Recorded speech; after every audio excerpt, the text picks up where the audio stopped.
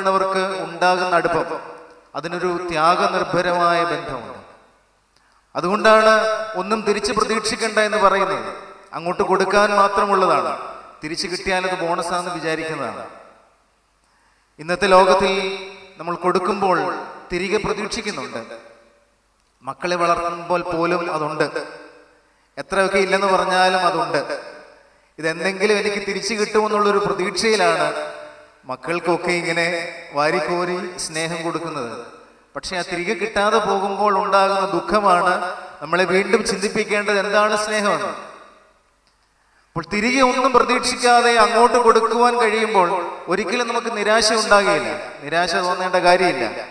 കാരണം ഇതെൻ്റെ ഉത്തരവാദിത്വമാണ്, എൻ്റെ കടമയാണ് എന്ന ബോധ്യം ക്രിസ്തീയമായി ചിന്തിക്കുവാൻ നമുക്ക് സാധ്യമാകും. യോഹന്നാന്റെ സുവിശേഷം മറ്റുള്ള സുവിശേഷങ്ങളിൽ നിന്ന് വ്യത്യസ്തമാണ്. മറ്റുള്ള 3 സുവിശേഷങ്ങൾ കർത്താവായ യേശുക്രിസ്തുവിന്റെ ജീവിതത്തെ ഒരു ക്രോണോളജിക്കൽ ഓർഡറിൽ ക്രമീകരിച്ച് എഴുതപ്പെട്ടിരിക്കുകയാണ്, ഒരു ജീവിതത്തെ അടയാളപ്പെടുത്തുകയാണ്. എന്നാൽ യോഹന്നാൻ അല്പം കൂടി ഒരു ഫിലോസഫിക്കലായിട്ടാണ് തൻ്റെ സുവിശേഷം രചിച്ചിരിക്കുന്നത്. യോഹന്നാന്റെ 3 ലേഖനങ്ങളും അങ്ങനെ തന്നെയാണ്. അവിടെ എല്ലാം നമുക്ക് കാണുന്നത് ഈ സ്നേഹത്തെക്കുറിച്ചും വെളിച്ചത്തെക്കുറിച്ചും ഒക്കെയാണ്. അപ്പോൾ സ്നേഹവും വെളിച്ചവും ഒക്കെ ആരാണ് എന്ന് യോഹന്നാൻ നമുക്ക് പറഞ്ഞു തരാൻ ശ്രമിക്കുമ്പോൾ ആ വെളിച്ചവും സ്നേഹവും ക്രിസ്തുവാണ് എന്ന് തിരിച്ചറിയാൻ നമുക്ക് കഴിയും. ആദിയിൽ വചനമുണ്ടായിരുന്നു, വചനം ദൈവത്തോടു കൂടിയായിരുന്നു, വചനം ദൈവമായിരുന്നു എന്നാണ് തുടങ്ങുന്നത് തന്നെ സുവിശേഷം. നമുക്കത് പൂർണ്ണമായിട്ട് മനസ്സിലാകുന്നുണ്ടോ എന്ന് എനിക്ക് അറിഞ്ഞുകൂടാ. ലോഗോസ് തൃത്വനാമത്തിൽ നമ്മൾ ചിന്തിക്കുമ്പോൾ കർത്താവായ യേശുക്രിസ്തു പിതാവാം ദൈവവും പരിശുദ്ധ റൂഹായുമാകുന്ന ത്രിയേക ദൈവത്തെക്കുറിച്ചാണ് പറയുന്നത്. ആ ത്രിയേക ദൈവത്തിനാണ് ആദിയില്ലാത്തത്, അന്തമില്ലാത്തത്. ആദിയിൽ ഉണ്ടായിരുന്നതിനെയാണ് ഇപ്പോൾ ഉള്ളത്, ഇപ്പോൾ ഉള്ളതിനെയാണ് ഇനിയും വരുവാനിരിക്കുന്നത് എന്ന 3 ആളത്വങ്ങളിൽ യോഹന്നാൻ ഫിലോസഫിക്കലായി ക്രിസ്തുവിനെ അടയാളപ്പെടുത്തുവാൻ ശ്രമിക്കുമ്പോൾ ക്രിസ്തുവിനെ തന്നെയാണ് നമ്മളിപ്പോൾ ഓർക്കുന്നത്, ക്രിസ്തുവിനെ തന്നെയാണ് നമ്മളിപ്പോൾ ധ്യാനിക്കുന്നത്.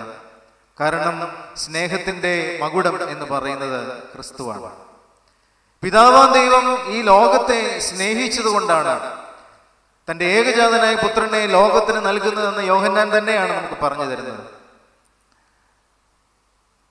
പാപികളായ മനുഷ്യരുടെ രക്ഷയ്ക്ക് വേണ്ടി തൻ്റെ ഏകജാതനായ പുത്രനെ യഹോവയായ ദൈവം ഈ ലോകത്തിന് സമ്മാനമായി നൽകുകയാണ്.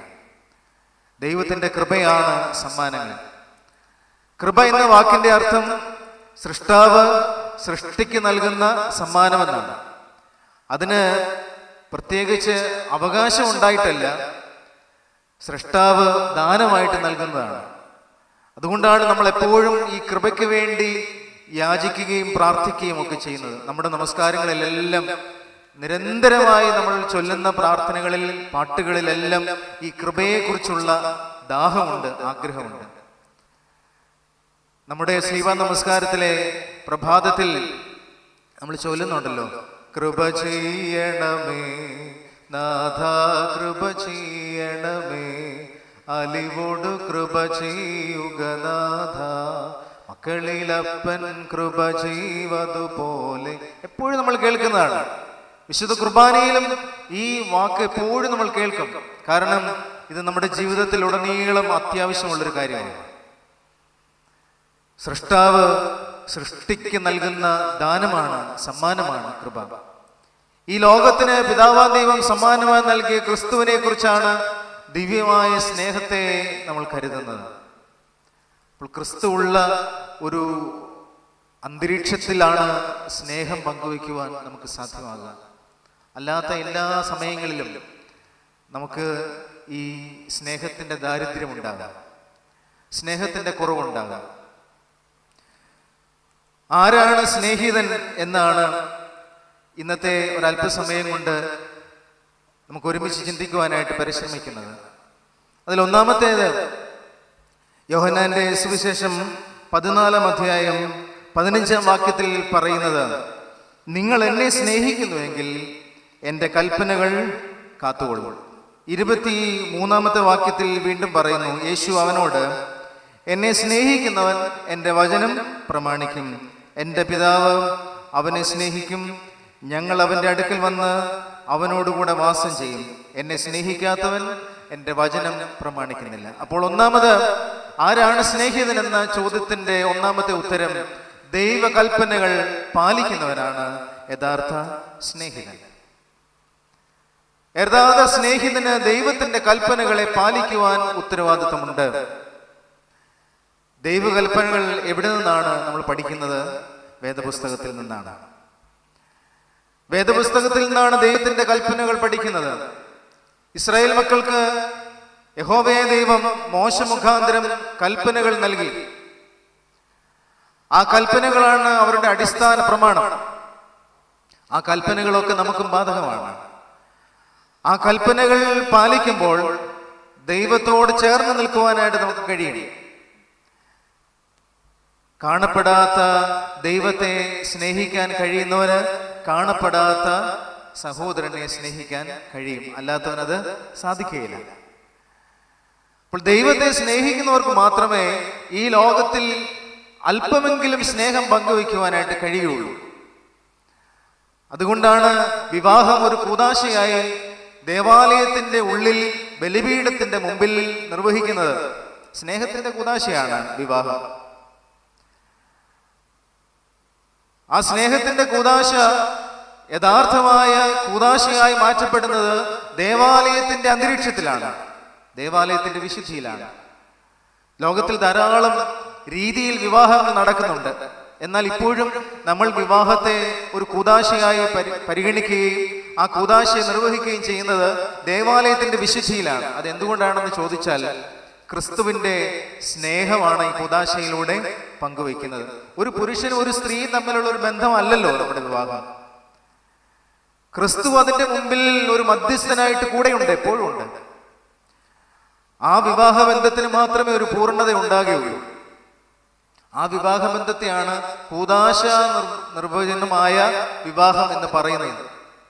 കൂദാശയോടെ പൂർത്തീകരിക്കപ്പെട്ടിരിക്കുന്ന ഒരു വിവാഹബന്ധം എന്ന് പറയുന്നത് പരസ്പരം മനസ്സിലാക്കുകയും പരസ്പരം ഒരു കോൺട്രാക്റ്റിൽ ഏർപ്പെടുകയും ചെയ്യുന്ന ഒരു ബന്ധമല്ല.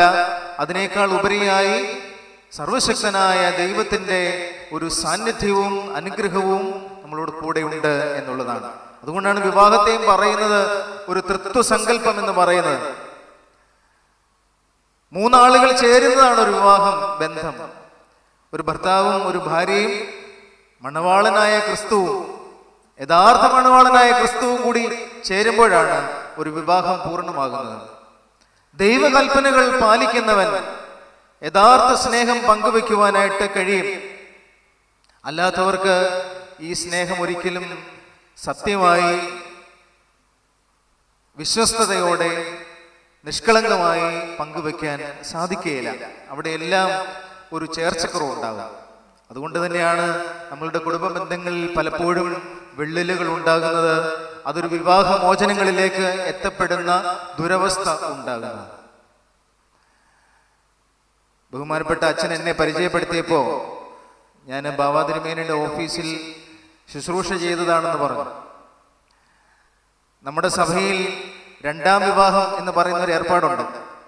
ആ രണ്ടാം വിവാഹം ചെയ്യണമെങ്കിൽ ബാവാതിരുമേനയുടെ അനുവാദം വേണം.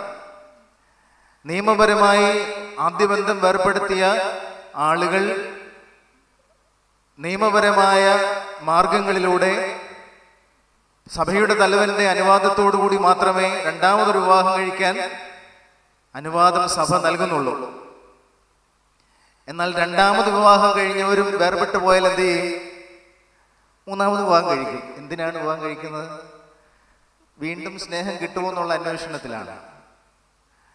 അപ്പോൾ പരിശുദ്ധ പൗലോസ് തീമ്പാവയുടെ കാലത്തൊക്കെ ഈ മൂന്നാം വിവാഹത്തിന് അനുവാദം കൊടുത്തിരുന്നില്ല. അപ്പോൾ ഈ പുതിയ ബാവാതിരുമേനി വന്നപ്പോൾ ഞങ്ങൾ ആദ്യം ഈ കാര്യം ചോദിച്ചപ്പോൾ തിരുമേനി പറഞ്ഞു, കൊടുത്തേക്കച്ച എന്ന് പറഞ്ഞു. ഇനിയെങ്കിലും നന്നാവുന്നെങ്കിൽ നന്നായിക്കോട്ടെ, നമ്മളതിനെ തടയണ്ട എന്ന് പറഞ്ഞു. അപ്പം ഞാൻ നിങ്ങളോട് പറഞ്ഞത് ഇനി ആകാമെന്നല്ല പറഞ്ഞത്, സഭയെ അതിന് ലൈസൻസ് തന്നിട്ടുണ്ടെന്നല്ല പറഞ്ഞത്. 3ഉം 4ഉം വിവാഹം കഴിച്ചാലും ഈ സ്നേഹം മനസ്സിലാകാത്ത ദാമ്പത്യത്തിന് മുമ്പോട്ട് പോകാൻ കഴിയില്ല. കാരണം ഒരു വീട്ടിൽ ഒരു മുറിയിൽ ഒരുമിച്ച് ജീവിക്കേണ്ടുന്നവർ ഈ ഡിവൈൻ ലവിൽ ഏർപ്പെടാതെ, ദൈവകൽപ്പനകളെ പാലിക്കാതെ, കുടുംബ പ്രാർത്ഥനകൾ നിർവഹിക്കാതെ ഒരിക്കലും ഒരു ദാമ്പത്യ ബന്ധം മുമ്പോട്ട് പോകില്ല. ദൈവകൽപ്പനകളെ പാലിക്കുമ്പോൾ, ദൈവത്തെ സ്നേഹിക്കുമ്പോൾ, നമുക്ക് തന്നിരിക്കുന്ന പങ്കാളിയെയും അതിലൂടെ നമുക്ക് ലഭിച്ചിരിക്കുന്ന മക്കളെയും ആ ബന്ധങ്ങൾ മുഖാന്തരം ഉണ്ടായിട്ടുള്ള എല്ലാ അടുപ്പങ്ങളെയും നമുക്ക് കാത്തു സൂക്ഷിക്കാൻ കഴിയും. ഒരു വിവാഹത്തിലൂടെ, ഒരു സ്നേഹബന്ധത്തിലൂടെ നമുക്ക് എത്ര ആളുകളെയാണ് കൂട്ടുകാരായിട്ട് കിട്ടുന്നത്. ഒറ്റയ്ക്കൊറ്റയ്ക്ക് ജീവിച്ചിരുന്നവര് ഒരു ബന്ധങ്ങളിൽ ഏർപ്പെടുമ്പോൾ ആ ബന്ധങ്ങളിലൂടെ ഒരുപാട് കൂട്ടുകാരെ ലഭിക്കുകയാണ്. നമ്മളുടെ ഒരു ആത്മീയ ബലം വർദ്ധിക്കുകയാണ്. നമ്മുടെ ഭവനത്തിൽ ഒരു വിശേഷ ദിവസങ്ങൾ ഉണ്ടാകുമ്പോൾ ഒരു കൂട്ടം ആളുകൾ ഒരുമിച്ച് കൂടുകയാണ്, പരസ്പരം സംസാരിക്കുകയാണ്, പരസ്പരം ഭാരങ്ങളെ പങ്കുവെക്കുകയാണ്, പരസ്പരം സ്നേഹം പങ്കുവെക്കുകയാണ്, പരസ്പരം ഒരുമിച്ചിരുന്ന് ഭക്ഷണം കഴിക്കുകയാണ്. ഒരു കൂട്ടായ്മയുടെ അനുഭവത്തിൽ നമ്മൾ ജീവിക്കുകയാണ്. അപ്പോൾ ഈ ദൈവകൽപ്പനകളാണ് ഇതിൻ്റെ എല്ലാം അടിസ്ഥാനമെന്ന് മറന്നു പോകരുത്. കുടുംബത്തിൽ കുടുംബ പ്രാർത്ഥനകൾ മുടങ്ങാതെ നിങ്ങൾ നിർവഹിക്കണം. ഇല്ലെങ്കിൽ ഈ ദൈവകൽപ്പനകളെ പാലിക്കുവാൻ നമുക്ക് കഴിയില്ല. കാരണം ലോകം വളരെയേറെ ദൈവസ്നേഹത്തിൽ നിന്ന് അകറ്റിക്കൊണ്ടുപോകുന്ന വിധത്തിലുള്ള പ്രതിഭാസങ്ങൾ നമുക്ക് കാണിച്ചു തരുന്നുണ്ട്. ധാരാളം ഉപദേശങ്ങൾ നമ്മൾ സോഷ്യൽ മീഡിയയിലൂടെ കാണുന്നുണ്ട്. എന്നാൽ വഴിതെറ്റിപ്പോകാതെ, നമ്മുടെ ശ്രദ്ധ തെറ്റിപ്പോകാതെ ദൈവത്തെ മുൻനിർത്തി ജീവിക്കുവാൻ, ദൈവകൽപ്പനകൾ പാലിക്കുന്നവരായി, വിശ്വസ്തരായ ക്രിസ്ത്യാനികളായി നമ്മൾ മാറണം. അവിടെയാണ് നമ്മുടെ പൂർവികരുടെ ജീവിതത്തിലേക്ക് നമ്മൾ തിരിഞ്ഞു നോക്കേണ്ടത്. സന്ധ്യയിൽ ഒരുമിച്ചിരുന്ന് സുവിശേഷ ഗീതങ്ങൾ പാടുകയും വേദപുസ്തകം വായിക്കുകയും ഒരുമിച്ചിരുന്ന് പ്രാർത്ഥിക്കുകയും ചെയ്യുന്ന ഒരു കുടുംബ പശ്ചാത്തലം നമ്മൾ ഓർത്തെടുക്കേണ്ടത് ഇന്നത്തെ കാലഘട്ടത്തിൽ വളരെയേറെ ആവശ്യമാണ്. നമ്മളൊക്കെ ഒരു ഭവനം നിർമ്മിക്കുവാൻ വളരെയേറെ ആഗ്രഹിക്കുന്നവരാണ്. ഇപ്പോഴും സ്വന്തമായ ഒരു ഭവനം നിർമ്മിക്കുവാൻ കഴിയാത്ത ആളുകളും ഉണ്ട്. നമ്മളൊരു ഭവനം നിർമ്മിക്കുവാൻ സ്വപ്നം കാണുമ്പോൾ നമ്മൾ അന്ന് വരെ നമ്മുടെ ജീവിതത്തിൽ പല ഭവനങ്ങളിൽ, പല വീടുകളിൽ കണ്ടിട്ടുള്ള നല്ല അംശങ്ങളെല്ലാം നമ്മളുടെ കപ്പാസിറ്റിയിൽ നമ്മുടെ ഭവനത്തിൽ കൊണ്ടുവരാനായിട്ട് നമ്മൾ ശ്രമിക്കും. ഒരു നല്ല ഡിസൈനും പ്ലാനും ഒക്കെ തയ്യാറാക്കി ഭവനം നിർമ്മിക്കും. ആ ഭവന നിർമ്മാണം പൂർത്തീകരിച്ച് കഴിയുമ്പോൾ നമ്മൾ നമ്മുടെ ദേവാലയത്തിലെ വികാരിയെയും ശുശ്രൂഷകരെയും നമ്മളുടെ ബന്ധുമിത്രാദികളെയും പ്രിയപ്പെട്ടവരെയും ഇടവക്കാരെയും നാട്ടുകാരെയും കൂട്ടുകാരെയും എല്ലാം വിളിച്ച് നമ്മളൊരു ഒരു വീട് കൂദാശ, ഭവന കൂദാശ നിർവഹിക്കും. നമ്മളുടെ ഭവന കൂദാശ ഒരു 30 മിനിറ്റ് നീണ്ടു നിൽക്കുന്ന ഒരു ചെറിയ ശുശ്രൂഷയാണ്. അതിന്റെ അവസാനം വെള്ളം വാഴ്ത്തി തളിച്ച് കുക്കിലിയോൻ ചൊല്ലി ധൂപ്രാർത്ഥന നടത്തി അങ്ങനെ അവസാനിപ്പിക്കുന്ന ഒരു ചെറിയ ശുശ്രൂഷയാണ്. നിങ്ങൾ വിചാരിക്കുന്നുണ്ടോ ആ ഭവന കൂദാശ ഈ അരമണിക്കൂർ കൊണ്ട് പൂർത്തീകരിക്കപ്പെടുകയാണെന്ന്? ആ അരമണിക്കൂർ കൊണ്ട് ഈ ഭവന കൂദാശയുടെ ഉദ്ഘാടനം മാത്രമേ നിർവഹിക്കുന്നുള്ളൂ. ഈ ഭവന കൂദാശ നിരന്തരം കുടുംബ പ്രാർത്ഥന നിർവഹിക്കുമ്പോഴാണ് അത് പുതുക്കപ്പെടുന്നത്. അത് അവസാനിക്കുന്നില്ല, അതങ്ങനെ തുടർന്നുകൊണ്ടേ പോവുകയാണ്, പുതുക്കപ്പെടുകയാണ്. അങ്ങനെ പുതുക്കപ്പെടുന്ന ഒരു കൂദാശയായി ഭവനം ആക്കപ്പെടുമ്പോഴാണ് ഭവനത്തിനുള്ളിൽ ജീവിക്കുന്ന മനുഷ്യർക്ക് സ്നേഹമുണ്ടാകുന്നത്, ദൈവത്തിന്റെ കൽപ്പനകളെ പാലിക്കുവാൻ കഴിയുന്നത്, ദൈവത്തെ ഒന്ന് ഓർക്കാനായിട്ട് കഴിയുന്നത്, എൻ്റെ ജീവിതത്തെക്കുറിച്ചൊന്ന് ആഴമായി ചിന്തിക്കാനായിട്ട് കഴിയുന്നത്.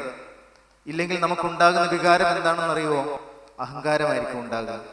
എല്ലാം തികഞ്ഞു എന്നുള്ളൊരു ബോധ്യമായിരിക്കും നമുക്കുണ്ടാകുക. അത് വലിയ നാശത്തിലേക്കാണ് നമ്മൾ കൊണ്ടുപോകുന്നത്.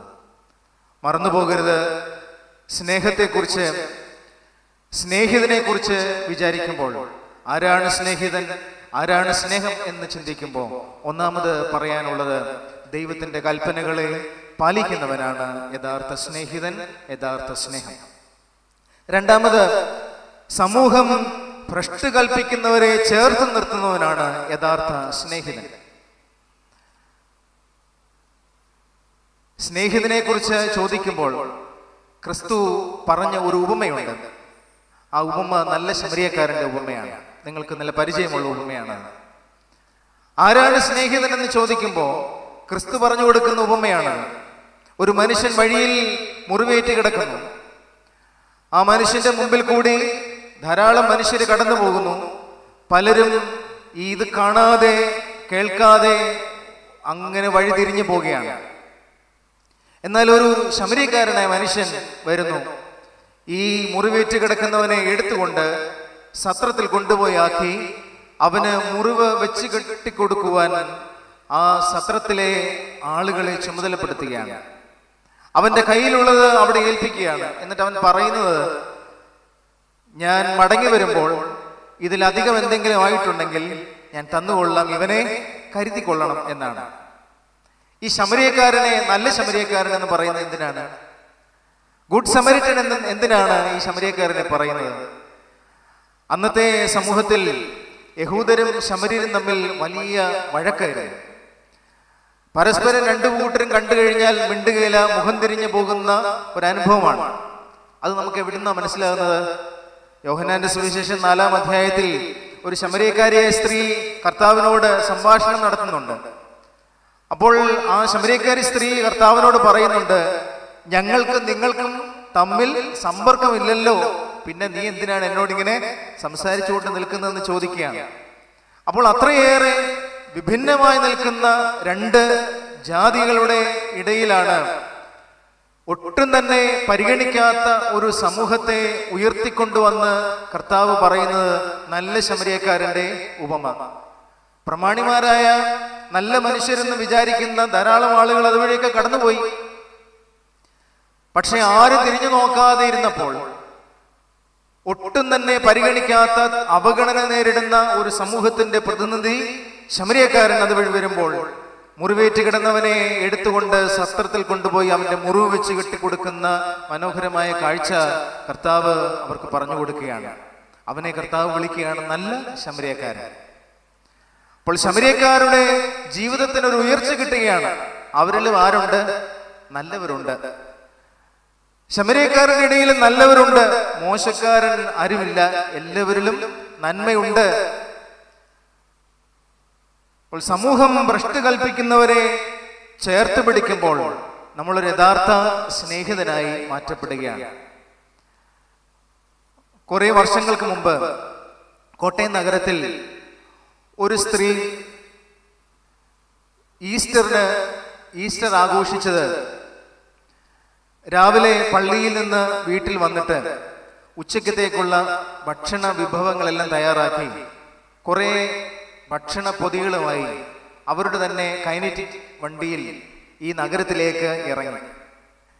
ഈ നഗരത്തിൽ ഉണ്ടായിരുന്ന വിശപ്പുള്ള മനുഷ്യരുടെ ഇടയിലേക്ക് ഭക്ഷണ പൊതി നീട്ടിക്കൊണ്ട് ആ സ്ത്രീ അവരുടെ അന്നത്തെ നോമ്പ് അവസാനിപ്പിക്കുകയാണ്, ഈസ്റ്റർ ആഘോഷിക്കുകയാണ്. ഇത് മലയാളം മനോരമയിൽ വന്നൊരു സ്റ്റോറിയാണ്. അവരുടെ ഒരു നല്ല ഫോട്ടോയൊക്കെ അന്ന് ഉണ്ടായിരുന്നു, കുറെ വർഷം മുമ്പാണ്.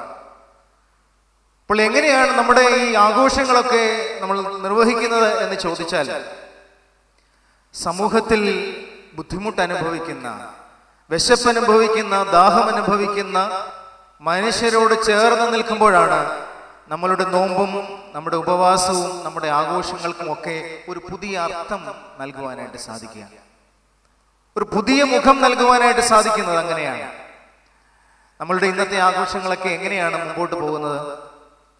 വളരെയേറെ മ്ലേച്ഛമായ രീതിയിലാണ് നമ്മളുടെ ആഘോഷങ്ങളൊക്കെ നടക്കുന്നത്. ഭവന അന്തരീക്ഷത്തിൽ നടക്കുന്ന ആഘോഷങ്ങൾ വളരെ കാര്യമായി നമ്മൾ ചിന്തിക്കേണ്ട ഒരു കാലഘട്ടത്തിലാണ് ജീവിക്കുന്നത്. ഒരു വിവാഹത്തിന്റെ തലേന്നും അതിൻ്റെ തലേന്നും വിവാഹ ദിവസവും ഒക്കെ നടക്കുന്ന ആഘോഷങ്ങൾ നമുക്ക് ചേരുന്നതാണ്. ഒരു വിവാഹത്തെ ഒരു കൂദാശയായി പരിഗണിക്കുന്ന ഒരു സമൂഹത്തിന് ചേരുന്നതാണോ നമ്മുടെ ഈ ആഘോഷങ്ങളൊക്കെ? നമ്മൾ എങ്ങോട്ടാണ് പോകുന്നത്? ഒരു ഈസ്റ്ററിന്റെ ദിവസത്തെ ആഘോഷിക്കുന്നതൊക്കെ എങ്ങനെയാണ്? ഞാൻ കുറച്ചുനാൾ വിദേശത്ത് ജോലി ചെയ്ത് ശുശ്രൂഷ ചെയ്ത ഒരാളാണ്. അതുകൊണ്ട് തന്നെ ധാരാളം സുഹൃത്തുക്കളൊക്കെ അവിടെയുണ്ട്. അപ്പോൾ വിദേശങ്ങളിലൊക്കെ, നാട്ടിലും കുറവല്ല, ഞാനത് പറയാം, ഈ വിദേശങ്ങളിലൊക്കെ ഈ ഈസ്റ്റർ ആഘോഷിക്കുമ്പോൾ, ക്രിസ്മസ് ആഘോഷിക്കുമ്പോൾ ഈ ഭക്ഷണ സാധനങ്ങൾക്കും പാനീയ സാധനങ്ങൾക്കും ഒക്കെ വളരെ പ്രാധാന്യമുണ്ട്. അത് നമ്മുടെ കുടുംബങ്ങളിൽ മാത്രമല്ല, ആ ദേശത്തെ ആളുകളുടെ സംസ്കാരത്തിലും അത് വളരെ കൂടുതലാണ്. അതുകൊണ്ട് തന്നെ നമ്മളുടെ ഭവനങ്ങളിലേക്ക് ഇതൊക്കെ വന്നിട്ടുണ്ട്. അപ്പോൾ ഈസ്റ്ററും ക്രിസ്മസും ഒക്കെ ആഘോഷങ്ങൾ പ്രകടിപ്പിക്കുന്നത് എവിടെയാണ്? നമ്മളുടെ സോഷ്യൽ മീഡിയ പേജിലാണ്, ഫേസ്ബുക്കിലാണ്, വാട്സപ്പിലാണ്, ഇപ്പോൾ ഇൻസ്റ്റഗ്രാം ഉണ്ട്. ഇങ്ങനെയൊക്കെയാണ് നമ്മുടെ സെലിബ്രേഷനൊക്കെ നമ്മൾ മറ്റുള്ളവരെ അറിയിക്കുന്നത്. അപ്പോൾ ക്രിസ്മസും ഈസ്റ്ററും ആഘോഷിക്കുമ്പോൾ വീട്ടിൽ നല്ല ഒരു മേശ ഒരുക്കി കുറേയധികം ഭക്ഷണ സാധനങ്ങൾ നിരത്തി വെച്ച് അവിടെ ഒരു 3-4 ഗ്ലാസ് വെച്ച് അവിടെ ഒരു കുപ്പിയും വെക്കുമ്പോൾ സെലിബ്രേഷനായി, ക്രിസ്മസ് ആയി. ക്രിസ്തു ജനിച്ചു, ക്രിസ്തു ഉയർത്തെഴുന്നേറ്റു. അപ്പോൾ ഇതാ വീട്ടിൽ മാത്രം ആഘോഷിച്ച് നിർത്തുകയാണെങ്കിൽ അവിടെ അത് നിൽക്കും. പക്ഷേ എന്താ ചെയ്യുന്നത്?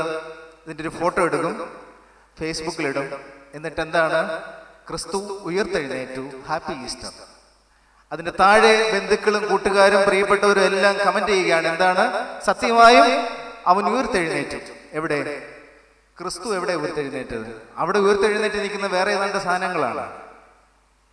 നമ്മളുടെ ആഘോഷങ്ങളുടെയൊക്കെ മുഖം വളരെ മാറിപ്പോയി. ഇത്തരത്തിലുള്ള എല്ലാ ആഘോഷങ്ങളും വേണ്ടാന്നൊന്നും പറയാൻ പറ്റാത്തൊരു കാലമാണ്. പക്ഷെ നിയന്ത്രണം ആവശ്യമാണ്. എവിടെയാണ് ഇത് ചെയ്യുന്നത്? വീട് എന്ന് പറയുന്നത്, ഭവനം എന്ന് പറയുന്നത് ഒരുമിച്ച് പ്രാർത്ഥിക്കാനും ഒരുമിച്ച് ഭക്ഷണം കഴിക്കാനും ഒരുമിച്ചിരുന്ന് വർത്തമാനം പറയാനും സ്നേഹം പങ്കുവെക്കാനുള്ള ഇടമാണ്. അവിടെ മറ്റ് സാധനങ്ങൾക്ക് പ്രാധാന്യം കൂടിയാൽ ഇതിനെല്ലാം കുറവുണ്ടാകും. ആ ഗ്യാപ്പിലൂടെ ഈ സ്നേഹം എന്ന് പറയുന്ന വികാരം ഇറങ്ങിപ്പോകും. ക്രിസ്തുവിന്റെ സാന്നിധ്യം ഇല്ലാതെയാകും. ദൈവത്തിന്റെ കൽപ്പനകൾ പാലിക്കാത്ത ഒരു രീതിശാസ്ത്രം ഉണ്ടാകും. അവിടെയാണ് ഭവനം നേരിടുന്ന അപകടം എന്ന് പറയുന്നത്. അപ്പോൾ നമ്മുടെ ആഘോഷങ്ങൾ ഇത്തരത്തിൽ ഒന്ന് പുതുക്കി നിർണയിക്കേണ്ടത് ഇന്നത്തെ നമ്മുടെ ആധ്യാത്മിക പശ്ചാത്തലത്തിന് ആവശ്യമുണ്ട്. കാരണം അനാരോഗ്യകരമായ ഒരു ആത്മീയ പശ്ചാത്തലങ്ങളിലാണ് നമ്മളിപ്പോൾ ജീവിക്കുന്നത്, നമ്മുടെ ഭവനം മുമ്പോട്ട് പോകുന്നത്. ഒരു വിവാഹ കൂദാശയ്ക്ക് അതിനൊരു ആഘോഷമുണ്ട്, ഒരു മാമോദീസ കൂദാശയ്ക്ക് ആഘോഷമുണ്ട്. എന്നാൽ ആ ആഘോഷങ്ങൾക്കെല്ലാം ഒരു പരിമിതി ഉണ്ട്, ഒരു വിശുദ്ധിയുണ്ട് എന്നുള്ളത് മറന്നു പോകരുത്. ഈ ആഘോഷങ്ങൾക്കൊക്കെ പുറമെ നമ്മളുടെ സഭയിലല്ലാത്ത മറ്റൊരു സഭയിൽ മറ്റൊരാഘോഷമുണ്ട്, ആദ്യ കുർബാന. കുഞ്ഞിന്റെ ആദ്യ കുർബാന സ്വീകരണം. അപ്പോൾ ഞാൻ വിദേശത്തായിരുന്ന സമയത്ത് എൻ്റെ പാസനേജിന്റെ അടുത്ത് താമസിച്ചിരുന്ന ഒരു കുടുംബം എന്നെയും ഈ ആഘോഷത്തിന് വിളിച്ചു. അപ്പൊ ഞാൻ ആദ്യമായിട്ടാണ് ഈ പരിപാടിക്കൊക്കെ പോകുന്നത്. രാവിലെ ഭവനത്തിൽ, ദേവാലയത്തിൽ ആദ്യ കുർബാന സ്വീകരണം വളരെ ഭംഗിയായിട്ടെല്ലാം നടന്നു. വൈകിട്ട് വീട്ടിൽ ആദ്യ കുർബാന, കുഞ്ഞിന് ആദ്യ കുർബാന കൊടുത്തതിന്റെ ആഘോഷം നടക്കുകയാണ്. കൊച്ചിന്റെ അപ്പന് വെളിവില്ല, അമ്മയ്ക്ക് വെളിവില്ല, വെല്ലുമ്മയ്ക്കും വെളിവില്ല. നാട്ടിൽ നിന്ന് വന്നതാ കൊച്ചിന് കുർബാന കൊടുക്കാനായിട്ട്. നാട്ടിൽ നിന്ന് ഫ്ലൈറ്റ് പിടിച്ച് വന്നതാ. കാരണം എന്താണ്? ആഘോഷത്തിന്റെ കാരണം എന്താണ്? കുഞ്ഞിന് ആദ്യ കുർബാന കൊടുത്തതാണ്. കർത്താവിന്റെ തിരുശരീരവും തിരുരക്തവും ആദ്യമായി അനുഭവിച്ച ഒരു കുഞ്ഞിന്റെ ആ സെലിബ്രേഷൻ നടക്കുകയാണ്. വീട്ടിലാണ് ഈ സെലിബ്രേഷൻ നടക്കുന്നത്.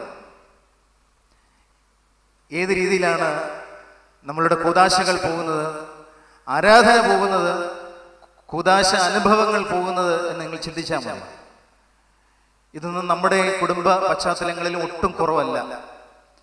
അപ്പോൾ രണ്ടാമത്, യഥാർത്ഥ സ്നേഹിതൻ, സ്നേഹം എന്താണെന്ന ചോദ്യത്തിന്റെ നിർവചനം സമൂഹം ഭ്രഷ്ട് കൽപ്പിക്കുന്നവരെ ചേർത്ത് നിർത്തുക എന്നുള്ളതാണ് പറഞ്ഞു വന്നത്. അപ്പോൾ നമ്മുടെ ആഘോഷങ്ങൾക്ക് ഒരു പുതിയ മുഖവും സാക്ഷ്യവും നൽകേണ്ടത് ആവശ്യമാണ്. നമ്മളുടെ ആഘോഷങ്ങളുടെ നിമിഷങ്ങളിൽ ഇപ്രകാരം പട്ടിണി അനുഭവിക്കുന്ന, ദുരിതം അനുഭവിക്കുന്ന മനുഷ്യരെ ചേർത്ത് നിർത്തുവാൻ, അവരെ ഒന്ന് ഓർമ്മിക്കുവാൻ, അവരെ ഒന്ന് കരുതുവാൻ നമുക്ക് കഴിയുമ്പോഴാണ് ക്രിസ്തീയ സ്നേഹത്തിന്റെ മുഖം നമ്മളായിത്തീരുന്നത്. ക്രിസ്തുവിന്റെ സ്നേഹം എന്താണെന്ന് നമുക്ക് ബോധ്യപ്പെടുന്നത്.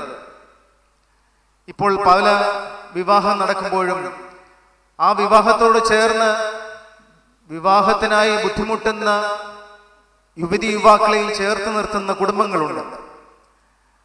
ഒരു വിവാഹം നടക്കുമ്പോൾ അതിനോട് ചേർന്ന് 1-2 വിവാഹങ്ങൾക്ക് ആവശ്യമായ സഹായങ്ങൾ ചെയ്യുന്ന കുടുംബങ്ങളുണ്ട്. അതാണ് സ്നേഹം എന്ന് പറയുന്നത്. യഥാർത്ഥ ക്രിസ്തീയ സ്നേഹം അതാണ്. സ്വാർത്ഥമായ ചിന്തയിൽ നമ്മളുടെ ആഘോഷങ്ങൾക്ക് ഒരു പരിധിയില്ലാതെ പോകുമ്പോൾ അതിൽ നിന്ന് ക്രിസ്തീയത ഇല്ലാതെയാകുന്നു, ക്രിസ്തു തന്നെ ഇല്ലാതെയാകുന്നു. ക്രിസ്തുവിന്റെ മുഖമില്ലാതെയായി പോകുന്ന ആഘോഷങ്ങൾ നമുക്കുണ്ടാകരുത്. മൂന്നാമതായി, ഹൃദയപൂർവമായ ബന്ധങ്ങൾ പരിപാലിക്കുന്നതാണ് യഥാർത്ഥ ക്രിസ്തീയ സ്നേഹം. അത് നമുക്ക് മനസ്സിലാകുന്നത് ക്രിസ്തുവും ശിഷ്യന്മാരും തമ്മിലുള്ള ഒരു ബന്ധമുണ്ട്. ക്രിസ്തുവിന്റെ ശിഷ്യന്മാരെന്ന് പറയുന്നത് സമൂഹത്തിൽ തീരെ പരിഗണിക്കാതിരുന്ന ഒരു കൂട്ടം ആളുകളെയാണ് ക്രിസ്തു തൻ്റെ കൂടെ ചേർത്ത് നിർത്തിക്കൊണ്ട് നടന്നത്.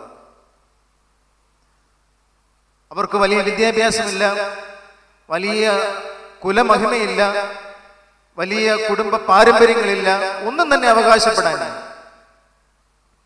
അങ്ങനെ ഒരു കൂട്ടം മനുഷ്യരെ ക്രിസ്തു കൂടെ കൂട്ടി അവരുടെ കൂടെയാണ് യാത്ര ചെയ്യുന്നത്. അവരോടാണ് പലപ്പോഴും സുവിശേഷം പറഞ്ഞത്.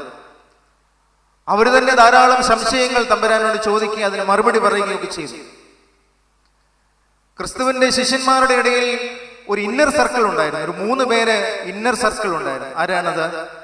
പത്രോസും യാക്കോബും യോഹന്നാനും. ഇവരെപ്പോഴും ക്രിസ്തുവിനോട് കൂടെ ഉണ്ടായിരുന്നു. അപ്പോൾ അങ്ങനെ ഇന്നർ സർക്കിളിൽപ്പെട്ട ഒരു ശിഷ്യനാണ്, അതിൽ തലമൂത്ത ആളാണ് പത്രോസ് എന്ന് പറയുന്നത്. അപ്പോൾ ഒരിക്കൽ ക്രിസ്തു ശിഷ്യന്മാരോട് ചോദിക്കുന്നുണ്ട്, ഈ ജനം എന്നെ ആരെന്നാണ് പറയുന്നത് എന്ന് ചോദിച്ചു. അപ്പോൾ ശിഷ്യന്മാര് പലരും പല മറുപടി പറഞ്ഞു. അവർ നിന്നെ പ്രവാചകൻ എന്ന് ചിലർ പറയുന്നുണ്ട്, അവർ ഏലിയാവെന്ന് ചിലർ നിന്നെ കുറിച്ച് പറയുന്നുണ്ട്, മോശ എന്ന് ചിലർ പറയുന്നുണ്ട്. എന്നിട്ട് ക്രിസ്തു ചോദിക്കുകയാണ്, നിങ്ങൾ എന്നെ കുറിച്ച് എന്താണ് പറയുന്നത്?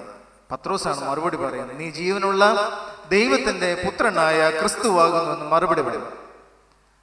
അപ്പോൾ ക്രിസ്തു പത്രോസിനോട് പറയുന്നുണ്ട്, പത്രോസേ, നീ പാറയാകുന്നു, ഈ പാറമേൽ ഞാൻ എൻ്റെ സഭയെ പണിയും.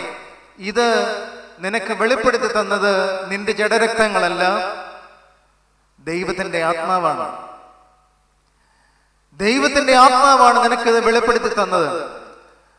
അതുകൊണ്ട് നീ പാറയാകുന്നു, ആ പാറമേൽ ഞാൻ എൻ്റെ സഭയെ പണിയും.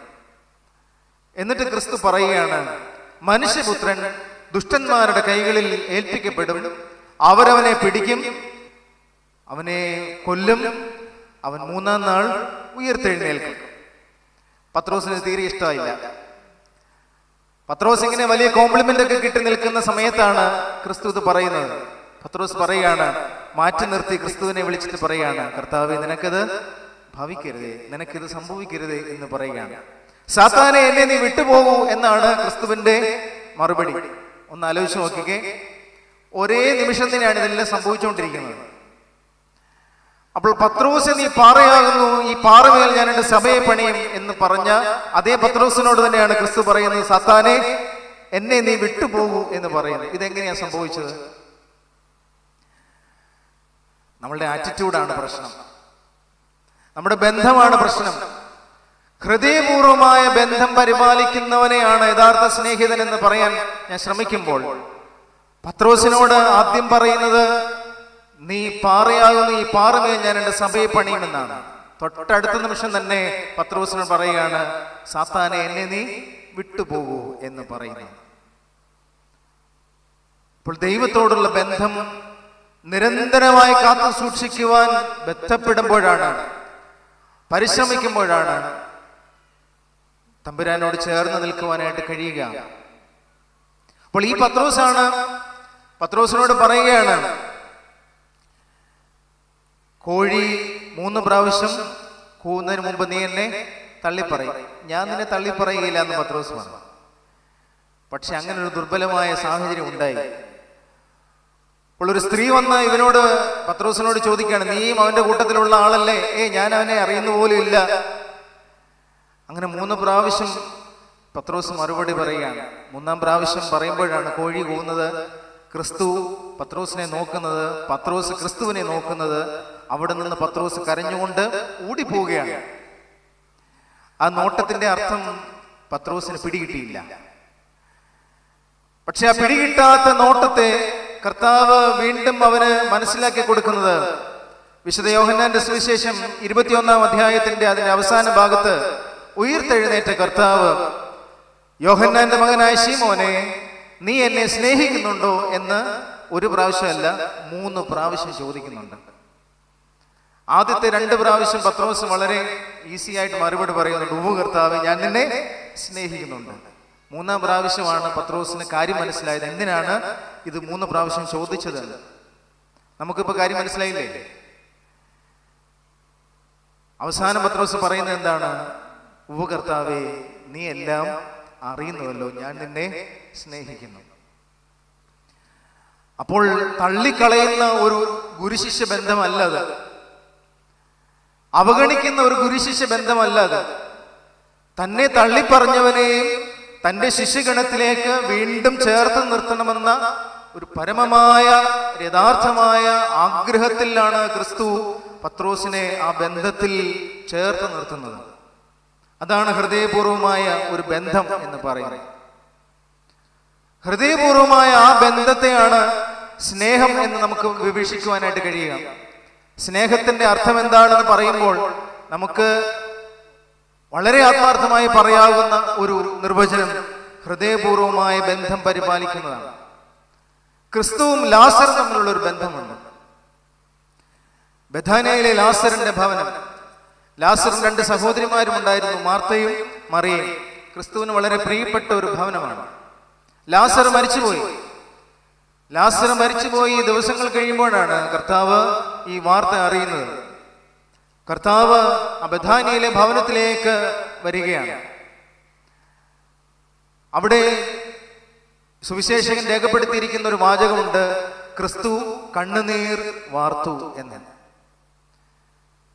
തമ്പുരാന് കണ്ണുനീരുണ്ടായി, സങ്കടമുണ്ടായി. ആ സങ്കടത്തിന്റെ അവസ്ഥയിലാണ് ആ കുടുംബവുമായിട്ടുള്ള ക്രിസ്തുവിൻ ബന്ധത്തെ നമ്മൾ മനസ്സിലാക്കുന്നത്. നഷ്ടപ്പെട്ടു പോയ തൻ്റെ സഹോദരനെ, ലോകത്തിൽ നിന്ന് മാറ്റപ്പെട്ടു പോയ സഹോദരനെ ഉയർത്തെഴുന്നേൽപ്പിച്ച് ജീവിതത്തോട് ചേർത്ത് നിർത്തുന്ന ഒരു കൂട്ടുകാരനെ നമ്മൾ അവിടെ കാണുകയാണ്. പഴയ നിയമത്തിൽ മോശ യഹോവയായ ദൈവത്തോട് സംസാരിക്കുന്നതിനെ കുറിച്ച് പറയുന്നുണ്ട്. അവിടെ എന്താണ് പ്രത്യേകം പറഞ്ഞിരിക്കുന്നത്? മോശ യഹോവയോട് ഒരു സ്നേഹിതനോട് എന്ന പോലെ സംസാരിക്കുന്നു. മുഖം കണ്ടിട്ടില്ല, ശരീരം ഒന്നും തന്നെ കാണുന്നില്ല, ഒരു പ്രകാശത്തെയാണ് കാണുന്നത്. ഒരു വലിയ വെളിച്ചത്തെ കണ്ടുകൊണ്ട് മോശ ഒരു സ്നേഹിതനോടെന്ന പോലെ യഹോവയായ ദൈവത്തോട് സംസാരിക്കുന്നു. അപ്പോഴാണ് നമ്മളുടെ വിശുദ്ധ കുർബാന ആരംഭിക്കുമ്പോൾ നമ്മൾ പാടുന്നൊരു പാട്ട് ഓർക്കേണ്ടത്, വെളിവു നിറഞ്ഞോരീശോ നിൻ വെളിവാൽ കാണുന്നു, വെളിവിയടിയാരഖിലാധാരമതാ വെളിവും നീ കാന്ത്യാ ഞങ്ങളെ നീ താതൻ കതിരെ ശോഭിപ്പിക്കെന്നും. ശോഭയോടെ നിൽക്കാനായിട്ട്, വെളിവ് നിറഞ്ഞ ഈശോയെ നമ്മൾ കാണാനായിട്ട് പോവുകയാണ്. സത്യപ്രകാശമാകുന്ന വെളിച്ചമാകുന്ന ക്രിസ്തുവിനെ കാണാനായി ആരാധനയുടെ ആരംഭത്തിൽ വിശ്വാസ സമൂഹം ഒന്നു ചേർന്ന് പ്രാർത്ഥനയോടെ നിൽക്കുകയാണ്. ഈ വെളിവ് എന്ന് പറഞ്ഞ വാക്കിന് നമ്മൾ വേറൊരു അർത്ഥം കൂടെ പറയാറുണ്ട്. ചില സമയത്തൊക്കെ പറയും, അവന് വലിയ വെളിവൊന്നുമില്ല എന്ന് പറയും, അവക്ക് തീരെ വെളിവില്ല എന്ന് പറയും. എന്ന് പറഞ്ഞാൽ ബോധം നഷ്ടപ്പെട്ടു പോയെന്നോ സ്ഥിരതയില്ലാതെയായെന്നോ ഒക്കെയാണ് അതിൻ്റെ ഒരു വിവക്ഷ. ചിലപ്പോഴൊക്കെ ദേഷ്യം പ്രകടിപ്പിക്കാൻ ഉപയോഗിക്കുന്ന ഒരു പദമാണത്. അവിടെയും ചിന്തിക്കേണ്ടത്, ഈ ബോധവും ഈ വിചാരവും ഈ ജ്ഞാനവും എല്ലാം തരുന്നത് ക്രിസ്തുവാകുന്ന വെളിച്ചമാണ്. അപ്പോൾ ഇത് ഈ തരത്തിലുള്ള എല്ലാ കൃപകളെയും പ്രാപിക്കാനായിട്ടാണ് ഒരു ആരാധനയിൽ നമ്മൾ വന്നുകൂടുന്നത്. വെളിവ് നിറഞ്ഞൊരു ഈശോ നിൻ വെളിവാൽ കാണുന്നു. ലോകത്തിന്റെ വെളിച്ചത്തിൽ ആരാധന കാണാൻ ശ്രമിച്ചാൽ നമുക്കൊന്നും കാണാൻ പറ്റില്ല. എന്നാൽ ക്രിസ്തുവാകുന്ന വെളിച്ചത്തിൽ ആരാധനയെ കാണാൻ, അനുഭവിക്കാൻ ശ്രമിക്കുമ്പോഴാണ് ആ ആരാധന നമുക്ക് ഒരു വെളിച്ചമായി നമ്മളുടെ കൂടെ എപ്പോഴും ഉണ്ടാകുന്നത്. ക്രിസ്ത്യൻ മിഷനെ കുറിച്ച് പറയുന്നത് ആരാധനയ്ക്ക് ശേഷമുള്ള മറ്റൊരു ആരാധന എന്നാണ് പറയുന്നത്. നമ്മുടെ ജീവിതം അങ്ങനെയാണ്. ആരാധനയ്ക്ക് ശേഷം മറ്റൊരു ആരാധന. ദേവാലയത്തിൽ മാത്രമാണോ ആരാധന നടക്കുക? അല്ല, ദേവാലയത്തിന് പുറത്ത് നടക്കുന്നത് ആരാധനയാണ്. വീട്ടിൽ, ജോലി ചെയ്യുന്ന സ്ഥലത്ത്, നമ്മൾ യാത്ര ചെയ്യുന്ന ഇടങ്ങളിൽ, നമ്മൾ സംസാരിക്കുന്ന ഇടങ്ങളിൽ എല്ലാം ആരാധനയാണ് നടക്കുന്നത്. വ്യത്യാസമില്ല.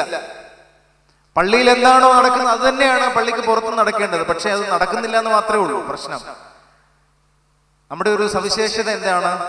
പള്ളിയിൽ നമ്മൾ അല്പം വിശുദ്ധരായ ആളുകളും പള്ളിക്ക് പുറത്തിറങ്ങിയാൽ അല്പം മോശക്കാരായ ആളുകളുമാണ്. പണ്ടൊരു അമ്മച്ചി വിശുദ്ധ കുർബാന അനുഭവിക്കാൻ വീട്ടിൽ നിന്ന് ഇറങ്ങിയ പോലെയാണ്. രാവിലെ വീടിന്റെ അയൽവക്കത്തെ ആളുകളുമായി അല്പം വഴക്ക് നടക്കുകയാണ്. പക്ഷെ അമ്മച്ചിക്ക് ഒന്നും തിരിച്ചു പറയാൻ പറ്റുന്നില്ല. എന്താ കാര്യം? തലേന്ന് കുമ്പസാരമൊക്കെ നടത്തി വിശുദ്ധ കുർബാന അനുഭവിക്കാനായിട്ട് ഒരുങ്ങിയൊക്കെ നിൽക്കുകയാണ്. രാവിലെ വെള്ള വസ്ത്രമൊക്കെ അണിഞ്ഞ് നിൽക്കുമ്പോഴാണ് വഴക്കുമായിട്ട് അയൽവക്കാർ വരുന്നത്. അപ്പോൾ എന്താണ് പറഞ്ഞത്? ഞാൻ പള്ളിയിൽ പോയി കുർബാന അനുഭവിച്ചിട്ട് വരട്ടെ, ബാക്കി ഞാൻ അതിനുശേഷം പറയാം. അപ്പോൾ ആരാധന എന്ന് പറയുന്നത് പള്ളിയിൽ മാത്രം നടക്കുന്നതല്ല. നമ്മുടെ വീട്ടിലും, നമ്മുടെ അയൽവക്കക്കാരുമായിട്ടുള്ള ബന്ധത്തിലും, നമ്മുടെ സുഹൃത്തുക്കളുമായിട്ടുള്ള ബന്ധത്തിലും, നമ്മുടെ ഓഫീസ് പരിസരങ്ങളിലും, നമ്മൾ ജോലി ചെയ്യുന്ന എല്ലാ ഇടങ്ങളിലും ആരാധനയാണ് നടക്കുന്നത്. നമ്മളൊരു സർക്കാർ ഓഫീസിൽ പോയാൽ ആ ഓഫീസിലെ ആള് അവിടെ വരുന്ന ആളിനോട് പറയും, ആദ്യം പറയുന്ന കാര്യം എന്താ? പോയിട്ട് നാളെ വരാൻ പറയും. അത് എന്ത് കാര്യമാണെങ്കിലും അങ്ങനെ പറയും. പോയിട്ട് നാളെ വരാൻ പറയും. ഏത് പേപ്പർ ശരിയാണെങ്കിലും ഇല്ലാത്തൊരു പേപ്പറിനെ കുറിച്ച് പറയും, അത് ശരിയായിക്കൊണ്ട് വരാൻ പറയും. അത് ആരാധനയല്ല. പള്ളിയിൽ ആരാധന കൂടുന്നവരാണെങ്കിൽ നമ്മൾ ജോലി ചെയ്യുന്ന ഇടങ്ങളിൽ ശരിയായ ആരാധനയായി മാറണമെങ്കിൽ ഈ മനുഷ്യരെ ചേർത്ത് നിർത്തുന്ന ഒരു ഹൃദയപൂർവമായ ബന്ധം നമുക്കുണ്ടാകാം. പള്ളിയിൽ ഒരാൾ, പള്ളിക്ക് പുറത്ത് വേറൊരാളും എന്ന് പറഞ്ഞ പരിപാടി ഓർത്തഡോക്സ് ആരാധനയിലോ പാരമ്പര്യത്തിലോ ഇല്ല. നമ്മൾ പള്ളിയിൽ എങ്ങനെയാണോ അങ്ങനെ തന്നെയാണ് പുറത്തിറങ്ങിയാൽ. പള്ളിയിൽ എന്താണോ പറയുന്നത് അത് തന്നെയാണ് പള്ളിക്ക് പുറത്തും നമ്മൾ പറയേണ്ടത്, ജീവിക്കേണ്ടത്, പ്രവർത്തിക്കേണ്ടത്.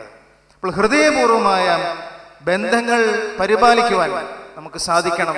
അതിൻ്റെ ഉത്തമ ഉദാഹരണം ക്രിസ്തു തന്നെയാണ് എന്നാണ് ഞാൻ പറഞ്ഞത്. ക്രിസ്തുവിന്റെ വെളിച്ചത്തെ കണ്ടുകൊണ്ട് ആ ആരാധനയെ സമീപിക്കുന്ന, ആ ആരാധനയിൽ ദിവ്യമായ അനുഭവങ്ങളെ സ്വീകരിക്കുന്ന ഒരു വിശ്വാസിക്ക് ഈ ഹൃദയപൂർവമായ ബന്ധം സൂക്ഷിക്കുവാനായിട്ട് കഴിയും. പട്ടക്കാരൻ അവസാനം നൽകുന്ന ആശീർവാദം എന്താ? നിങ്ങൾ സമാധാനത്തോടെ, സംതൃപ്തിയോടെ, സന്തോഷത്തോടെ, ആനന്ദത്തോടെ മടങ്ങിപ്പോകുമെന്നാണ്. ബലിപീഠത്തെ തൊട്ടുകൊണ്ടാണ് പറയുന്നത്. ബലിപീഠത്തിൽ നിന്ന് അനുഗ്രഹങ്ങളെ സ്വീകരിച്ചുകൊണ്ട് പട്ടക്കാരൻ അവസാനം വിശ്വാസ സമൂഹത്തിന് നൽകുന്ന ആശീർവാദമാണ്. അപ്പോൾ ആ ആരാധനയിൽ കൂടിയാണ് നമുക്ക് ഈ ദൈവത്തിന്റെ സ്നേഹത്തെ മനസ്സിലാക്കാൻ കഴിയുന്നത്. ആ ആരാധനയിൽ നിന്ന് മടങ്ങിപ്പോയിട്ട് അതിന് വിപരീതമായ ഒരു പ്രവൃത്തി ചെയ്യാൻ നമുക്കൊരിക്കലും സാധിക്കുകയില്ല.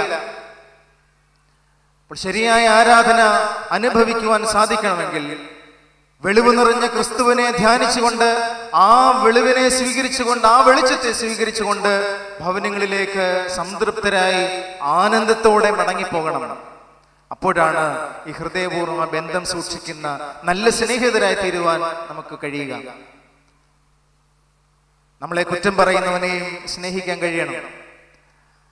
അതുകൊണ്ടാണല്ലോ ഭാര്യമാരെന്തെല്ലാം തെറി കേട്ടാലും, എന്തെല്ലാം കുറ്റം കേട്ടാലും രാവിലെ വീണ്ടും അടുക്കള തുറക്കുകയും ഭക്ഷണം ഉണ്ടാക്കുകയും ഭർത്താവിനും മക്കൾക്കും കൊടുക്കുകയും ചെയ്യും. എന്തെല്ലാം കുറ്റം കേട്ടാലും കൊടുക്കണം. അതാണ് ഹൃദയപൂർവമായ ബന്ധം. ആ കുറ്റപ്പെടുത്തലുകൾക്കും ആ പരിഹാസങ്ങൾക്കും ഒന്നും ഒരു തളർച്ച ഉണ്ടാകേണ്ട കാര്യമില്ല. നമ്മൾ ചെയ്യുന്നത് എന്താണ്? നമ്മൾ ചെയ്യുന്നത് ക്രിസ്തീയ ശുശ്രൂഷയാണ്.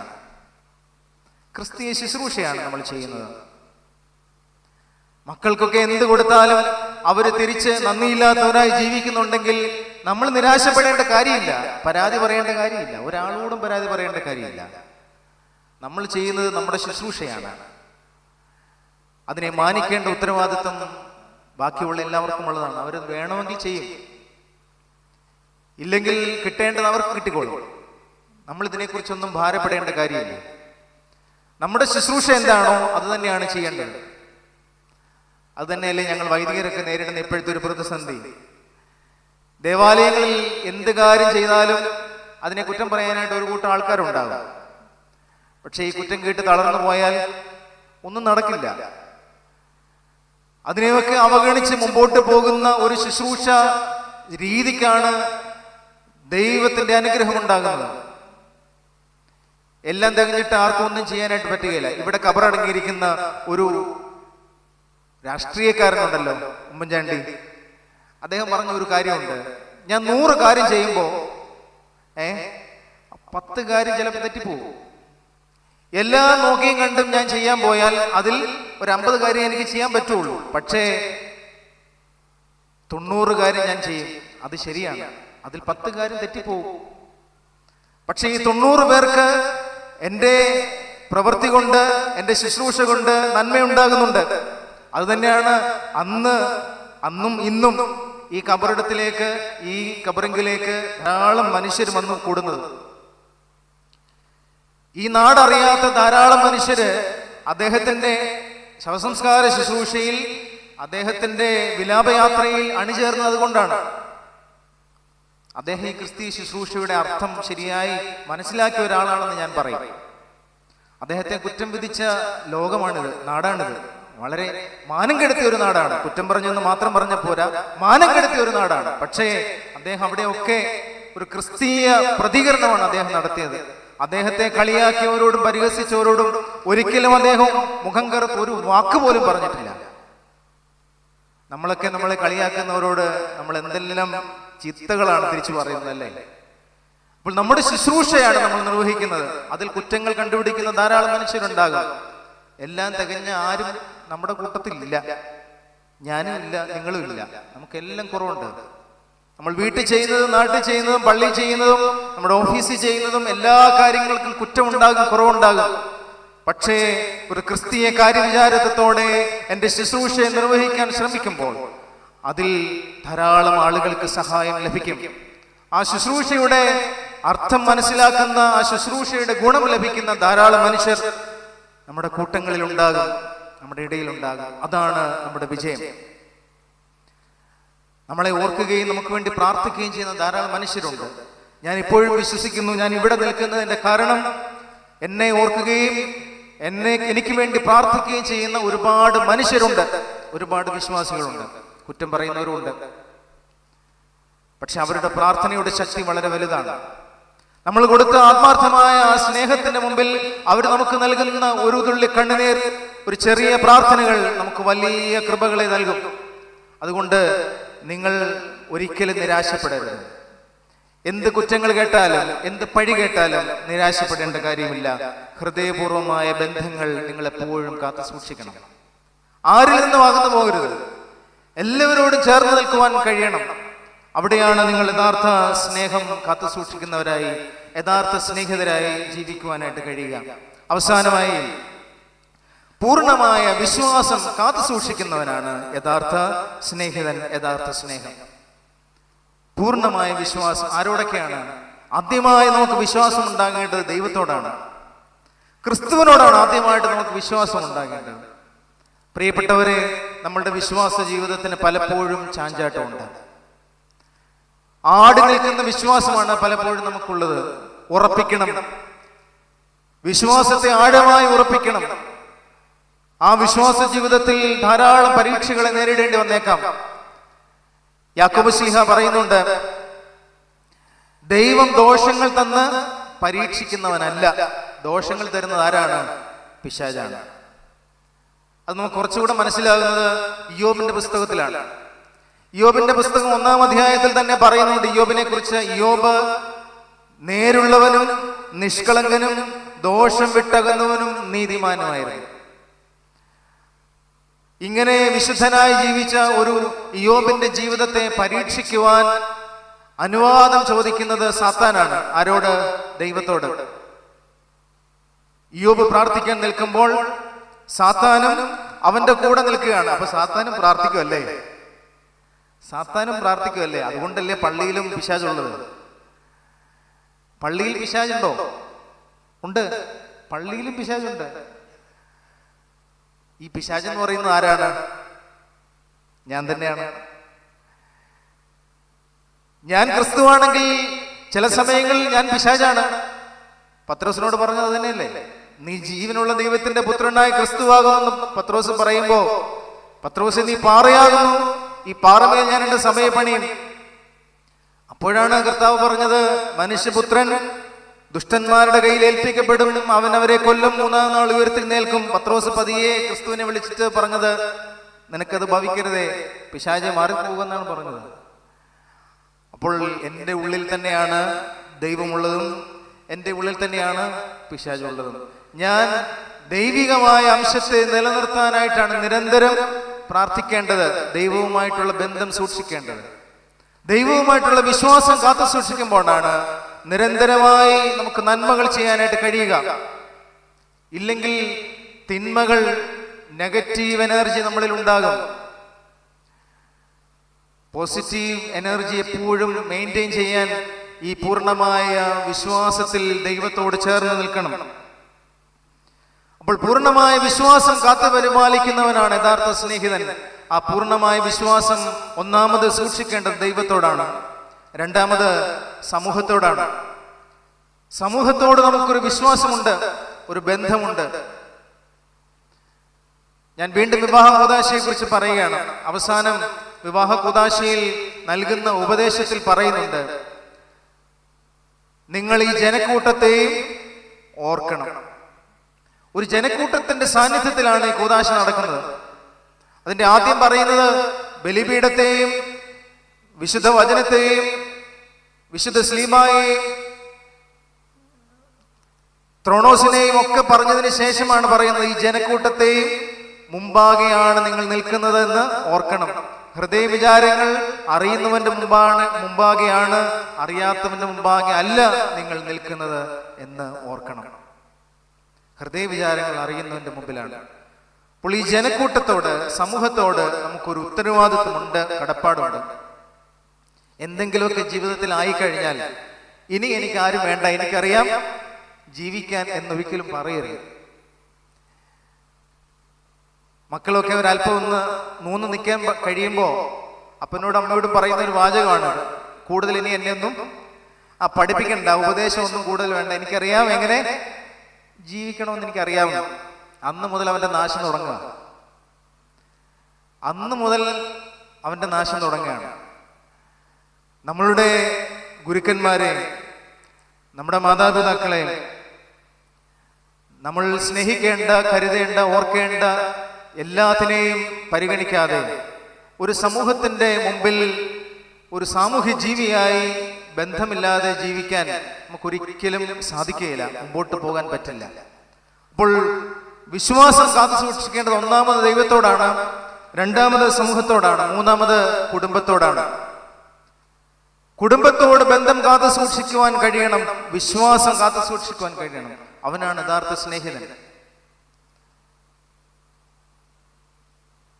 പൗലോസ്ലീഹ ഒരു സഭയുടെ അധ്യക്ഷനാകാൻ നിയോഗിക്കുന്ന ഒരാളോട് പറയുന്നത്, ഒരു സഭയുടെ അധ്യക്ഷനാകുവാനുള്ള ആദ്യത്തെ യോഗ്യത അവന്റെ കുടുംബത്തെ നന്നായി പരിപാലിക്കുന്നവനായിരിക്കണം എന്നാണ് പറയുന്നത്. കുടുംബത്തെ നന്നായി പരിപാലിക്കുന്നവനാണ് ഒരു സഭയെ നയിക്കുവാൻ യോഗ്യൻ. ഒരു വലിയ കൂട്ടത്തെ നയിക്കാൻ, വലിയ കൂട്ടത്തെ വഴി നടത്തുവാൻ ആ കുടുംബത്തെ പരിപാലിക്കുന്നവനാണ് അവകാശമുള്ളത്. അപ്പോൾ പൂർണ്ണമായ വിശ്വാസം കാത്തു സൂക്ഷിക്കേണ്ടത് മൂന്നാമത് കുടുംബത്തോടാണ്, നാലാമത് സ്വയത്തോടാണ്, അവനവനോടാണ്. എന്നോട് എനിക്ക് വിശ്വാസമില്ലെങ്കിൽ ഈ പറഞ്ഞ ഒന്നിനെയും കണക്കിലെടുക്കുവാൻ എനിക്ക് കഴിയില്ല.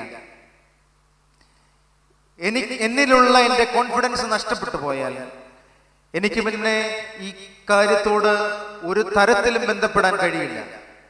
വലിയ നിരാശയുള്ള ജീവിതമായിരിക്കും ഉണ്ടാകുന്നത്. പ്രിയമുള്ളവരെ, നമ്മുടെ ബലം, നമ്മുടെ ശക്തി എന്താണെന്ന് നമ്മൾ തിരിച്ചറിയുകയും നമ്മളോട് ആ വിശ്വാസം കാത്തു സൂക്ഷിച്ചുകൊണ്ട് നമുക്ക് ദൈവം നൽകിയിരിക്കുന്ന ദാനവും കൃപകളും അനുഭവങ്ങളും എല്ലാം മേൽക്കുമേൽ വർദ്ധിപ്പിച്ചുകൊണ്ട് വേണം ജീവിതത്തെ മുമ്പോട്ട് കൊണ്ടുപോകുവാനായി. അവിടെയാണ് ഒരു യഥാർത്ഥ സ്നേഹിതനായി നമുക്ക് ഈ ഭൂമിയിൽ നമ്മുടെ ജീവിതത്തെ അടയാളപ്പെടുത്താനായിട്ട്, സാക്ഷ്യത്തോടെ നിർവഹിക്കുവാനായിട്ട് സാധ്യമാകുക. എൻ്റെ വാക്കുകളെ അവസാനിപ്പിക്കാനുള്ള സമയമായി. ഞാനിനി നിങ്ങളെ ദാസന്മാരെന്ന് പറയുന്നില്ല, ഞാൻ നിങ്ങളെ ഇനി സ്നേഹിതന്മാരെന്ന് വിളിക്കുന്നു. വലിയ അവകാശമാണ് ആ സമൂഹത്തിന് ക്രിസ്തു നൽകിയത്. ഒരു അടിമ ഉടമ ബന്ധത്തിൽ ജീവിച്ചിരുന്ന ഒരു സാംസ്കാരിക പശ്ചാത്തലത്തിലാണ് ക്രിസ്തു ഒരു പുതിയ സുവിശേഷം അവർക്ക് പകർന്നു കൊടുക്കുന്നത്. നിങ്ങൾ ആരുടെയും അടിമകളല്ല, നിങ്ങൾ ആരുടെയും അടിമകളല്ല, നിങ്ങളെ ഞാനിനി സ്നേഹിതന്മാരെന്ന് വിളിക്കുന്നു. തുല്യ പരിഗണനയോടെ, തുല്യ അവകാശത്തോടെ ക്രിസ്തു ഈ ലോകത്തെ സ്നേഹിതരെന്ന് വിളിക്കുമ്പോൾ നമ്മൾ അവന്റെ സ്നേഹിതനായി ഈ ഭൂമിയിൽ ജീവിക്കാനായിട്ട് പരിശ്രമിക്കാം. ദൈവത്തിന്റെ സ്നേഹിതനാകുവാൻ ആഗ്രഹിക്കുമ്പോൾ ഒന്നാമതായി ദൈവകൽപ്പനകളെ പാലിക്കുവാൻ നമുക്ക് ഉത്തരവാദിത്വമുണ്ട്, മറന്നു പോകരുത്. രണ്ടാമതായി സമൂഹം അകറ്റി നിർത്തിയിരിക്കുന്ന സകലത്തിനെയും ചേർത്ത് നിർത്തുന്ന ഒരു ജീവിത വിശാലത നമ്മളുടെ ജീവിതത്തിനുണ്ടാകുമ്പോൾ നമുക്കൊരു യഥാർത്ഥ സ്നേഹിതനായി നമ്മൾ ജീവിക്കുന്ന ഇടങ്ങളിൽ നിലനിൽക്കുവാനായിട്ട് കഴിയും. മൂന്നാമതായി ഹൃദയപൂർവമായ ബന്ധങ്ങൾ പരിപാലിക്കുവാൻ നമുക്ക് കഴിയുമ്പോൾ നമ്മളൊരു യഥാർത്ഥ സ്നേഹിതനായി നമുക്ക് ഈ ഭൂമിയിൽ ജീവിക്കാൻ കഴിയും. അവസാനമായി പൂർണ്ണമായ വിശ്വാസം, അത് ദൈവത്തോടും സമൂഹത്തോടും കുടുംബത്തോടും സ്വയത്തോടും കാത്തു സൂക്ഷിക്കുവാൻ നമുക്ക് കഴിയുമ്പോൾ നമ്മളൊരു പൂർണ്ണമായ സ്നേഹിതൻ എന്ന നിലയിൽ ഈ ഭൂമിയിൽ നമ്മുടെ ജീവിതത്തെ സാക്ഷ്യത്തോടെ നിർവഹിക്കുവാൻ കഴിയും. എൻ്റെ വാക്കുകൾ അവസാനിപ്പിക്കട്ടെ. ദൈവം നിങ്ങൾക്ക് എല്ലാ കൃപകളും നൽകട്ടെ. നിരാശയുള്ള എല്ലാ ജീവിതത്തിൽ നിന്നും പൂർണ്ണമായ അർത്ഥത്തിൽ, പൂർണ്ണമായ മനസ്സോടെ ദൈവത്തെ സ്നേഹിച്ചുകൊണ്ട്, ആ വെളിവ് നിറഞ്ഞ ഈശോയെ സ്നേഹിച്ചുകൊണ്ട്, ക്രിസ്തുവിന്റെ പ്രകാശത്തെ ഓരോ ആരാധനയിൽ കൂടെയും സ്വീകരിച്ചുകൊണ്ട് നമുക്ക് ജീവിതത്തെ മുമ്പോട്ട് കൊണ്ടുപോകാം. പ്രിയമുള്ളവരെ, നമ്മുടെ ജീവിതം ഈ ഭൂമിയിൽ വളരെ ചുരുങ്ങിയ കാലം മാത്രമാണ്. ഈ ചുരുങ്ങിയ കാലത്ത് നമ്മൾ ഈ ബലമെല്ലാം പിടിച്ച് സകല മനുഷ്യരെയും വെറുപ്പിച്ച്, സകലരോടും വഴക്കമുണ്ടാക്കി, സകലരുടെയും വെട്ടിപ്പിടിച്ച് കൈ പിടിക്കാമെന്ന് വിചാരിക്കുന്നത് അർത്ഥമില്ലാത്ത ഒരു ജീവിത പശ്ചാത്തലത്തിൽ, ഒരു ജീവിത സംസ്കാരത്തിലാണ് നമ്മൾ മുമ്പോട്ട് പോകുന്നത്. ക്ഷമിക്കുവാനും വിട്ടുകൊടുക്കുവാനും ഒന്ന് ചിരിക്കാനും ഒന്ന് ചെറിയ രീതിയിൽ മിണ്ടാനെങ്കിലും നമ്മൾ പരിശ്രമിക്കുമ്പോൾ വലിയ സന്തോഷമുള്ള ജീവിതാനുഭവങ്ങൾ നിങ്ങൾക്കുണ്ടാകാം. ആരാധനയിൽ നിന്ന് നമുക്ക് ലഭിക്കുന്ന സമാധാനവും ആനന്ദവും സന്തോഷവും ഒക്കെ നമ്മൾ വാതുറന്ന് ദൈവത്തെ സ്തുതിക്കുമ്പോഴാണ്. തൻ്റെ സ്തുതികളാൽ ആകാശവും ഭൂമിയും നിറഞ്ഞിരിക്കുന്ന എൻ്റെ കർത്താവ് പരിശുദ്ധനാകുന്നു, പരിശുദ്ധനാകുന്നു, പരിശുദ്ധനാകുന്നുവെന്ന് ആ തട്ടഹസിച്ചുകൊണ്ട് പറയുമ്പോൾ നമ്മുടെ ഹൃദയ വിചാരങ്ങളെ ദൈവസന്നിധിയിലേക്ക് സമർപ്പിക്കുകയാണ്. എൻ്റെ ഹൃദയവും എൻ്റെ വിചാരവും എൻ്റെ ചിന്തകളും എല്ലാം യഹോവയായ ദൈവത്തിൽ സമർപ്പിച്ചുകൊണ്ട് അവനെ സ്തുതിക്കുന്ന മാലാഖമാരുടെ വൃന്ദങ്ങളോട് ഒപ്പമാണ് ഒരാരാധനയിൽ നമ്മളാകുന്നത്. ആ ആരാധനാ ജീവിതത്തിനാണ് അവസാനം ലഭിക്കുന്ന അനുഗ്രഹം, സമാധാനവും സംതൃപ്തിയും ആനന്ദവും സന്തോഷവുമെല്ലാം. നമ്മൾ ഭൂമിയിൽ ജീവിക്കുമ്പോഴും ഇതേ തന്നെയാണ് പ്രക്രിയ. മിണ്ടാതെ ഇരുന്ന് ദൈവം ആരെന്നറിയാം, പക്ഷേ നമ്മളുടെ കുടുംബാംഗങ്ങളോട്, നമ്മളുടെ സ്നേഹിതരോട്, നമ്മളുടെ അയൽപക്കക്കാരോട് മിണ്ടാതിരിക്കുമ്പോൾ ദൈവത്തെ അറിയാൻ പറ്റില്ല. സങ്കീർത്തനക്കാരൻ അങ്ങനെ ഒരു വാചകം പറഞ്ഞിട്ടുള്ളത് കൊണ്ട് ആരോടും മിണ്ടാതെ ഇരിക്കുമ്പോഴാണ് ദൈവത്തെ അറിയാൻ പറ്റുന്നതെന്ന് വിചാരിക്കരുത്. അത് പ്രാർത്ഥനാ നിമിഷത്തിലാണ്. ബാക്കി എല്ലാ സമയത്തും എല്ലാവരോടും സഹകരിച്ചു പോകുന്ന ഒരു സാമൂഹ്യ ജീവിത സംസ്കാരമാണ് നമുക്കുള്ളത്. അവിടെയാണ് ആനന്ദമുള്ളത്. അവിടെയാണ് മറ്റുള്ളവരുടെ പ്രയാസങ്ങൾ മനസ്സിലാക്കുവാൻ നമുക്ക് കഴിയുന്നത്. നമുക്ക് തലകളെ വണക്കാം, പ്രാർത്ഥിക്കാം. കാരുണ്യവാനായ ദൈവമേ, നിന്റെ സ്നേഹം യഥാർത്ഥമായി അനുഭവിക്കുവാൻ ഞങ്ങളെ സഹായിക്കണമേ. പ്രകാശം നിറഞ്ഞിരിക്കുന്ന, സ്നേഹം നിറഞ്ഞിരിക്കുന്ന അങ്ങയുടെ ജീവിതത്തിൽ നിന്ന് ആരാധനയിൽ ഞങ്ങൾ നിന്റെ അടുത്തേക്ക് വരുമ്പോൾ നീ ഞങ്ങൾക്ക് വെളിച്ചമായും സ്നേഹമായും ഞങ്ങളോട് കൂടെ ആയിരിക്കണമേ. ആ വെളിച്ചത്തെയും സ്നേഹത്തെയും പരിശുദ്ധിയെയും തിരിച്ചറിഞ്ഞുകൊണ്ട് ആകാശവും ഭൂമിയും നിറഞ്ഞിരിക്കുന്ന ബലവാനായ ദൈവം തമ്പുരാൻ പരിശുദ്ധനെന്ന് ശരിയായി പ്രാർത്ഥിക്കുവാൻ, അപേക്ഷിക്കുവാൻ ഞങ്ങളെ സഹായിക്കണമേ. ആ നിലവിളിയുള്ള പ്രാർത്ഥനയിലൂടെ സ്വർഗീയ സമാധാനവും ആനന്ദവും സന്തോഷവും അനുഭവിക്കുവാൻ ഞങ്ങളെ സഹായിക്കണമേ.